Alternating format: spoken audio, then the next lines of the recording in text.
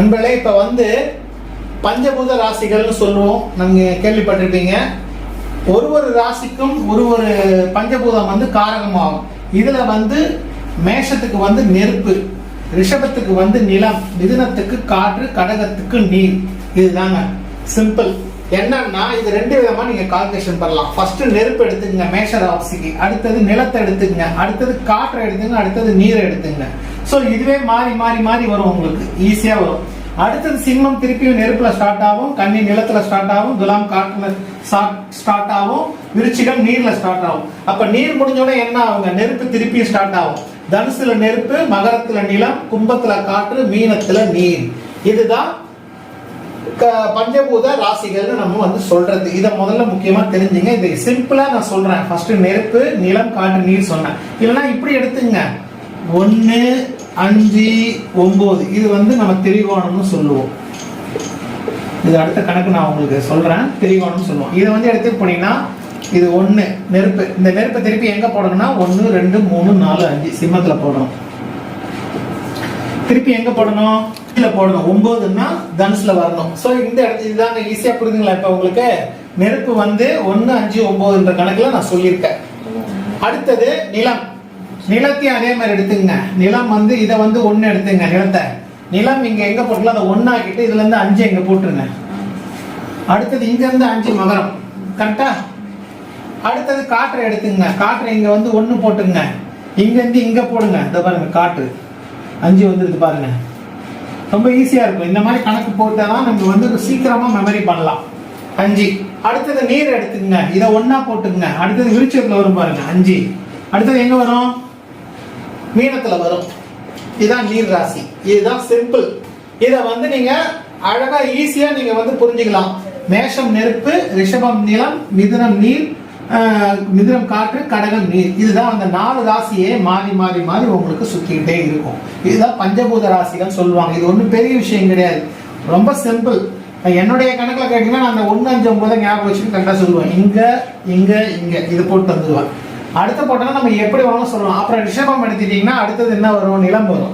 அப்போ ஒருத்தர் ஜாதகத்தை பார்த்துட்டு சொல்லிடலாம், ரிஷப ராசியா, நிலம் சம்பந்தப்பட்ட ராசி. அப்ப நீங்க நிலம் சம்பந்தப்பட்ட இது போங்க, நிலம் சம்பந்தப்பட்ட தெய்வத்தை வழிபாடு பண்ணுங்க அப்படின்னு சொல்லிடலாம். பஞ்சபூத ஸ்தலங்கள் இருக்குது, உங்களுக்கே தெரியும். அதாவது சிவனுடைய 5 ஸ்தலம். அதாவது பிருத்திவி வந்து காஞ்சிபுரம், நெருப்பு வந்து திருவண்ணாமலை, நீர் வந்து திருவானைக்காவல், காற்று வந்து காளஹஸ்தி, அடுத்தது வந்து நெருப்பு நிலம் காற்று நீர், காற்று வந்து காளஹஸ்தி. சரிங்களா? இதுதான் திருவானைக்காவல் சொல்லியாச்சு, நெருப்புக்கு சொல்லியாச்சு, நிலத்துக்கு பஞ்சபூத ஸ்தலம். ஸோ இது நிலத்துக்கு காஞ்சிபுரம். ஸோ இந்த மாதிரி ஒன்னா நான் உங்களுக்கு நிறைய விஷயங்கள் சொல்றேன். ஃபர்ஸ்ட் நீங்க சொன்னீங்கன்னா குழம்பு பேசிக்கலாவே போகும். இது வந்து அத்தியாயம் 1ல நான் சொல்றது. இதெல்லாம் வந்து உங்களுக்கு அத்தியாயம் 1ல தான் வரும். இன்னும் நீங்க நிறைய விஷயம் தெரிஞ்சுக்க வேண்டியிருக்குது. எல்லா சாட்டையும் போட்டீங்கன்னா தான் உங்களுக்கு ஜாதகம் பண்றது புரியும். இப்ப இதுல இன்னொரு விஷயம் நான் உங்களுக்கு சொல்றேங்க. இப்ப இந்த ராசியை சொல்லிட்டேன், பஞ்சபூதத்தை சொல்லிட்டேன். இப்ப வந்து லக்னத்தை உங்களுக்கு சொல்லிட்டேன், லக்னம் கணிச்சிட்டீங்க. சரி, இப்ப வந்து இதுதான் ஜாதகத்துல முக்கியமானது. இப்பதான் பாடம் ஸ்டார்ட் ஆகுது. ஒரு ஜாதகத்தை பாத்தீங்கன்னா நீங்க என்னத்தை கணிச்சு என்ன சொல்ல போறீங்கன்றதுலதான் இருக்குதுங்க மாணவர்களே. ரொம்ப ரொம்ப முக்கியமான விஷயம் இதுதான். இப்ப நான் உங்களுக்கு எடுக்க போறது இதுதான் உங்களுக்கு ரொம்ப முக்கியமானது. இதை புதுசா வரவங்க கண்டிப்பா தெரிஞ்சுங்க. இதை எத்தனை தடவை பாருங்க. இதை பார்த்தீங்கன்னா உங்களுக்கு சூப்பரா புரியும் உங்களுக்கு.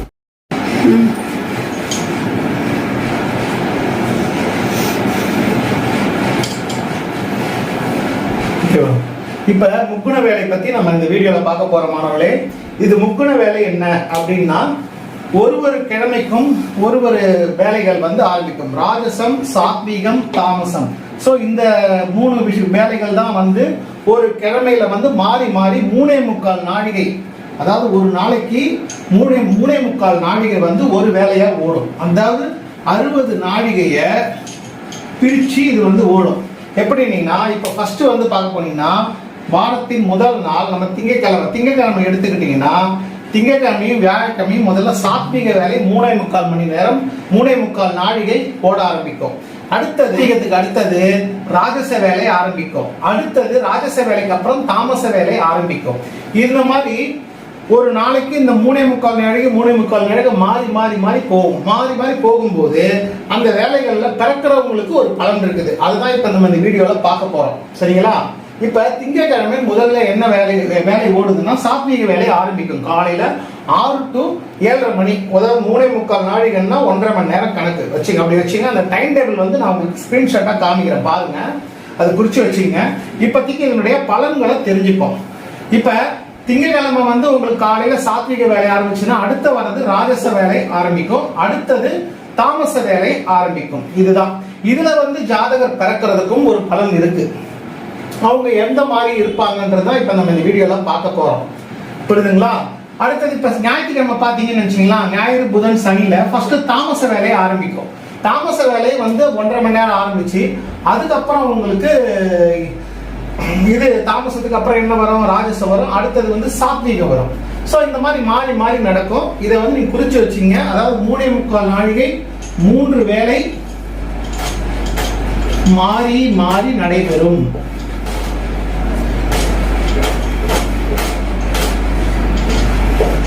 ஓகேங்களா?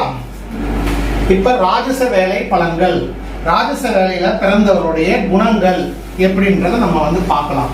அதாவது ராஜச வேலையில பிறந்தவங்க மிக சிறந்த அறிவாளியா இருப்பாங்க. இன்பங்களை அனுபவிக்கிறதுக்கே பிறந்தவங்களா இருப்பாங்க. மேலோர் நல்லுபதேசங்களை பெறுவார்கள். அதாவது தங்களோட உயர்ந்த ஒரு ஞானி உபதேசங்கள், அரசர்கள், இந்த மாதிரி வந்து உபதேசங்களை அவங்க பெறுவாங்க. பொன் தானம், பூமி தானம், கல்வி தானம், இந்த 3 தானத்தையும் செய்து மக்களுக்கு பயன்படும்படி வாழ்வாங்க இந்த ராஜச வேலையில பிறந்தவங்க. கவலையின்றி அரசனை போல் வாழ்வர்.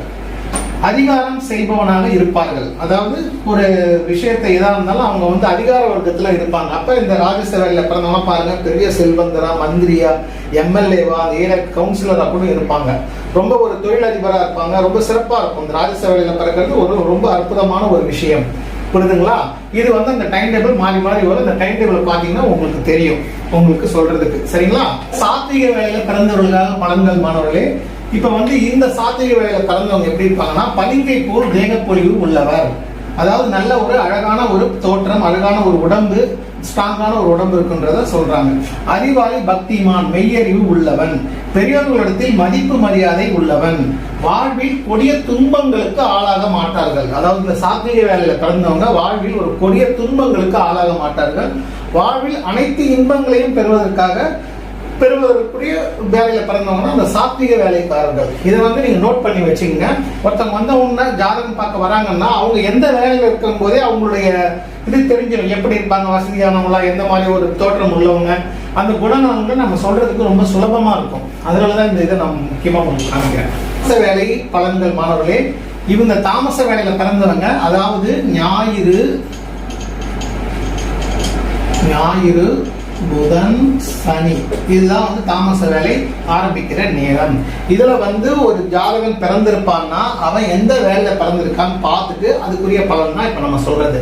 இதுல வந்து தாமச வேலையில பிறந்தவங்க, இது வந்து பொது பலன். அடுத்தது நான் உங்களுக்கு சொல்றேன் பாருங்க. சதா சர்வகாலமும் தூங்கி கொண்டிருப்பர், பொய் பேசுவர், மயக்கமும் சோம்பலும் அவரை பாடாப்படுத்தும், சுறுசுறுப்பு அற்றவர்கள், பல்வேறு கலைகளை அறிந்திருக்க மாட்டார்கள், தீய எண்ணங்களை கொண்டவர்கள்ன்றது இந்த ஜோதிடத்துல நம்ம வந்து சொல்றோம். இந்த தாமச வேலைக்கான பலன்களை இதையும் வந்து நீங்க நோட் பண்ணி வச்சுக்கோங்க. அடுத்தது இந்த ஒரு வேலைக்கும் அதுல அவங்க எதுல பறந்துருக்காங்கன்றது அந்த பலனையும் நான் சொல்றேன் பாருங்க. இப்ப திங்கள், வியாழன் ஆகிய சாத்வீக நாள்களில் ஒன்றில் சாத்வீக நாளில் பிறந்தவன் பற்றற்றவன், அமைதி வடிவானவன், சுறுசுறுப்பாக செயல்படுவான் அப்படின்னு நம்ம சொல்லணும். அடுத்தது சாத்வீக நாளில் ராஜச வேளையில் பிறந்தவன் பிறருக்கு கொடுத்துதவும் மனம் கொண்டவன், மிகவும் அமைதியாக இருப்பான். சாத்வீக நாளில் தாமச வேளையில் பிறந்தவன் பெரும் சோம்பேறி ஆவான், நோயுள்ளவன் அப்படின்றது நம்ம வந்து முதல்ல சொல்லணும். இது வந்து திங்கள், வியாழனால சாத்வீக நாளில், அதாவது இந்த 3 வேலையிலையும் பிறந்தவருடைய பலன். நம்ம ராஜச தினத்தில் 3 வேலைகளில் பிறந்தவருடைய பலனை வந்து நம்ம சொல்ல போறோம். இப்ப செவ்வாய், வெள்ளி ஆகிய ராஜச தினத்தில் ராஜச வேலையில் பிறந்தவன் தான தர்மங்கள் செய்வான் அப்படின்னு நம்ம சொல்லணும். அடுத்தது ராஜச தினத்தில் சாத்வீக வேலையில் பிறந்தவன் உண்மை அறிவை பெற்றவனாக இருப்பான், கருணை குணம் உள்ளவன். ராஜச தினத்தில் தாமச வேலையில் பிறந்தவன் அவமானப்படுபவனாக இருப்பான், துணிந்து தீய காரியங்களை செய்வான், அப்படின்னு நம்ம சொல்லணும். அதாவது ராஜச தினத்தில் 3 வேளையுடைய பலன் இது. அடுத்தது நம்ம தாமச வேளையில பிறந்தவரோட பலனை வந்து பார்ப்போம். தாமத தினத்தில் 3 வேளைகளில் பிறந்தவருடைய பலன்கள் வந்து இப்ப நம்ம பார்க்க போறோம். அதாவது ஞாயிறு, புதன், சனி வந்து நம்ம தாமத தினம்னு நான் ஏற்கனவே சொல்லியிருந்தோம் இல்லையா? இதுல இப்ப தாமத தினத்தில் சாத்வீக வேளையில் பிறந்தவன் செம்மையான நெறியை கைவிட்டு துன்பத்திற்கு ஆளாவான் அப்படின்றத நம்ம சொல்லணும். அதாவது தாமத தினம்ன்ற இந்த 3 கிழமையில சாத்வீக வேளையில பிறந்தவனுடைய பலன் இது. அடுத்தது தாமத தினத்தில் ராஜச வேளையில் பிறந்தவன் சந்தோஷ போதையும் தாறுமாறான கோபமும் கொண்டவனாக இருப்பான். அதாவது தாமத தினத்துல ராஜச வேளையில பிறந்தவன் சந்தோஷ போதையும் தாறுமாறான கோபமும் கொண்டவனாக இருப்பான். அடுத்தது தாமத தினத்தில் தாமத வேளையில் பிறந்தவன் அவமானத்திற்கும் பாவத்திற்கும் ஆளாவான். அதிக தூக்கமும் மயக்கமும் வரும் அப்படின்றது நம்ம வந்து சொல்லணும். அதாவது தாமத தினத்துல இந்த 3 வேளைகள் பிறந்தவருடைய பலன்கள்.